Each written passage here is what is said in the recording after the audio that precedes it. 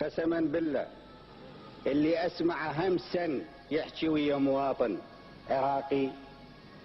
السلام علیکم دوستو، صدام حسین کو کون نہیں جانتا؟ اسلام کا ایک عظیم لیڈر تھا۔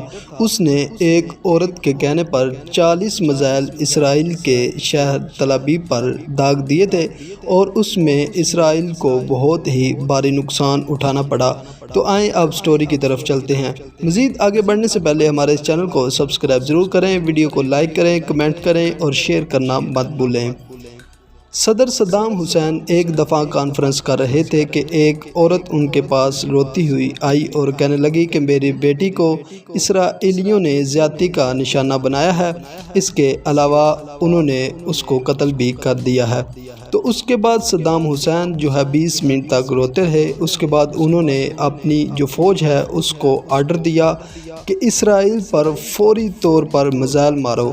تو انہوں نے 40 میزائل اسرائیل کے تل ابیب شہر پر داغ دیے۔ اسرائیل کا جو وزیر داخلہ ہے اس کا جب پہلا میزائل مارا تو وہ بے ہوش ہو گیا اور اسرائیل جو ہے اس کی ٹانگیں کانپنے لگی۔ تو اس کے بعد پھر امریکہ نے اسرائیل کو کہا کہ آپ جو ہے عراق سے بدلہ لیں، لیکن اسرائیل اتنا ڈر چکا تھا کہ اس کے بعد اسرائیل نے عراق سے بدلہ نہیں لیا تھا۔ بعد میں پھر انہوں نے پلاننگ کر کے امریکہ اور اسرائیل نے جس طرح صدام حسین کو شہید کروایا تھا وہ تو ایک الگ ٹاپک ہے۔ تو ناظرین کیسی لگی آپ کو ویڈیو؟ اگر ویڈیو اچھی لگی ہے تو ویڈیو کو لائک کریں، کمنٹس کریں اور شیئر کرنا مت بھولیں۔